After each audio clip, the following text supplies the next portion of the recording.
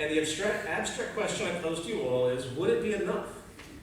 Would you be satisfied with your ability to be free of servitude, living a high standard of living for 1833, free to pursue interests as you saw fit, even though it's still 1833? Obviously, from the standpoint of today's material culture, it's rather hard to accept that, right? Because we're so acclimated to life today and its relatively advanced technological state. Well, with that in mind, how about this? What if I told you that tomorrow all of you will have access to an upper-class home, access to 3D printing means that can produce everything material you may need, given our traditions at the time? Global transportation was free and fast, organic, or your food is organic, pure, freely available through automated vertical farms, and so on. Hence, your life would now be open to pursue again your own interests and projects with no need to fear for your basic economic survival without servitude or monotonous labor. Hence, what we promote as a resource-based economy. I would be very surprised if anyone here would deny this condition and the cultural satisfaction, clearly, that it would generate. But wait, what if we shot ahead 200 years from now, and humanity is now darting around the universe at near the speed of light, living on various planets just for a change of scenery, facilitating a seemingly almost infinite amount of goods by today's standards through nanotechnology and the like, and perhaps, I don't know, even pressing little buttons on their wrists that give them instant orgasms.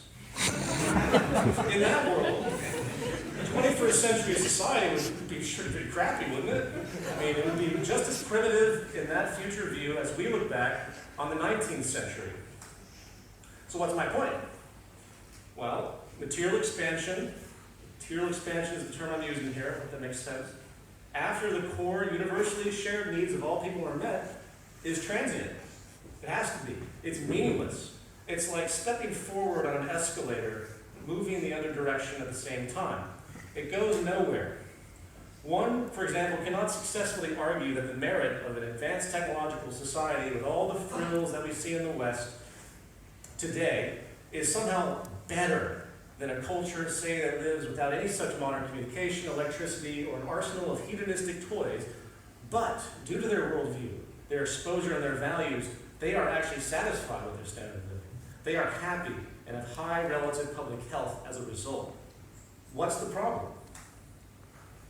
It goes nowhere because material expansion mistakes a social process that actually serves as a tool of communication for societal bonding.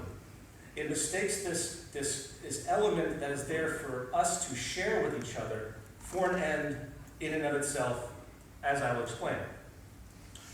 Put another way, this assumption of material progress and the illusion of infinite wants it has to do with a function that, it has to do with a social connection that, for better or for worse, put another way, this assumption of material progress, the illusion of infinite wants it creates, has little to do with the function of some good, and everything to do with the social relationship it creates. It is about social connection, for better or for worse. It is about what you think you should have or think you shouldn't have based on your apparent personal novel interests, but on the manner of conduct in the culture you find yourself linked.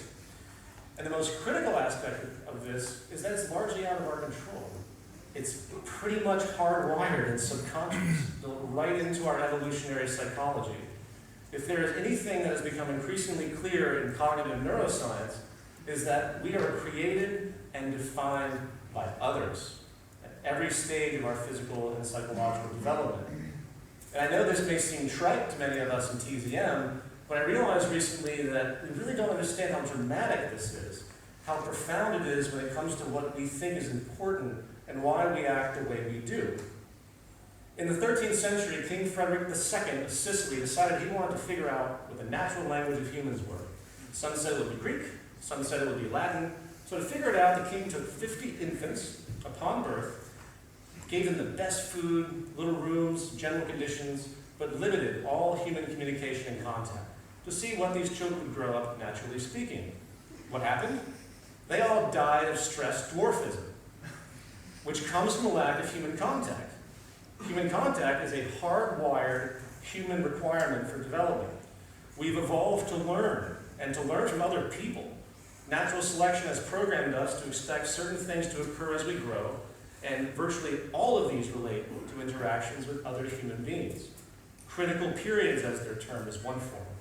Language, for example, can only be learned from others at a very specific time in development. And the spectrum of influence, when what should happen doesn't, or what shouldn't happen does, generates predictable consequences across the entire human population. For example, it is well established that children not given the opportunity to form proper emotional attachment as infants very often end up as maladjusted adults. Likewise, we imitate each other constantly and subconsciously, just as how babies impulsively imitate facial expressions they see around them as they develop. We have mirror neurons that fire in sympathy when watching other people's actions, and we generally sense others' pain and happiness in empathy. Some even have an advanced condition called mirror touch synesthesia, and when they watch violence, like a boxing match, they literally feel it. They actually can't witness anything violent. We are easily primed. The term primed is fascinating. Countless studies show how easy it is to elevate confidence and destroy it. This is why bullying works. If you think that you are stupid or inferior, if you're being told that over and over again, even if you have the strongest will, if you're consistently beaten down, you will begin to act that way. And if you really want to see something spooky about our hardwired social nature, throw the average individual into a crowd, or get them to identify with a group. We have this limbic system response that drops our sense of critical thought in many cases. It drops our inhibition, our volition, and our independence when the herd gets excited. If I right now, if someone over here screamed bomb, or everyone just simply made the motion to go this way, just the motion, people would follow along in a flock-like behavior. Our limbic system simply responds that way. Not to mention the groupthink that's so common out there, and our detachment from responsibility when we're associated with another group and they're behind us supporting. Any teenager knows what peer pressure does and the things and decisions that are made that would never be made if they were alone due to that influence. So coming back to the main issue, what all this means in material culture. Sociologist Charles Cooley probably put it best: I am not what I think I am, and I am not what you think I am. I am what I think you think I am. We literally define ourselves in social terms and assume social responsibilities, which is why, statistically, 1 in 5 suicides are now linked to simply being unemployed. Culture has created this story that if you don't have a job, then you lose your social value. Completely social connection. A study done back a few years back in Fiji took Western commercial television into an area, didn't have it before, and after being introduced to the fashion, thin characters, and social associations of beauty and success, the culture exposed saw a dramatic rise in unheard of eating disorders and newly found interest to be thin and fashionable and other commercial attributes. And since I've been criticized for not having much comic relief in many of my presentations, I present to you Charlie Sheen. Charlie brought the word, where's Ben? Ben? Into Western pop culture. He spent weeks in the media spotlight explaining how great he was due to his wealth, status, a couple of years back. By the way, I bring this up not to post hate on Charlie, but to show how his mainstream values and social sense encapsulates almost everything set forward by the system we live in, the favoring of wealth, status, and competition. When he was asked what he thought of those that said he might not be winning, he said, "They can say that. Well, what kind of car are they driving? What kind of girls are in their home? You are either winning or you're losing. There's nothing in between. I'm going to win inside of every moment, and they can just find the most comfortable chair in their small house and sit back and enjoy the show." And I hope I'm not the only one who can appreciate the unintended double entendre at the end of that statement. Now, what is my point?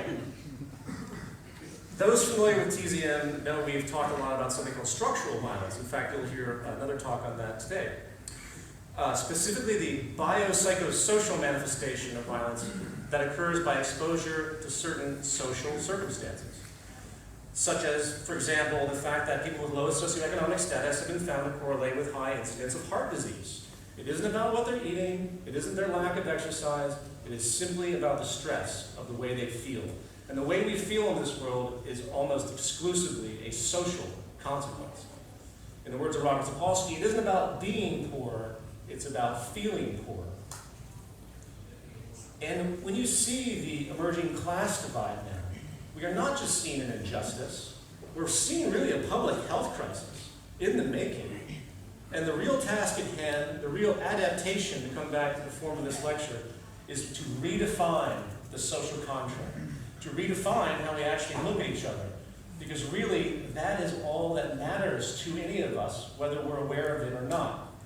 So in conclusion to this mildly rambling presentation, when it comes to the future of our society, when it comes to the heart of a sustainable culture, when it comes to the precondition that can set the stage of a new relationship, not only with each other, but with the habitat itself, I think this material gain status continuum trap is going to be one of the most profound philosophical problems facing all of us and the culture at large, those that are, of course, in the normal sphere most of all.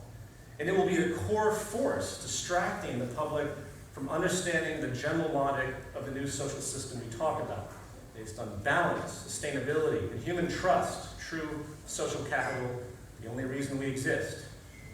And our adaptation to understand the critical need to alter this distorted current sense of relationship, or to use old language, to alter this distorted spiritual relationship, is a subject that each of us need to consider in our own communication practices.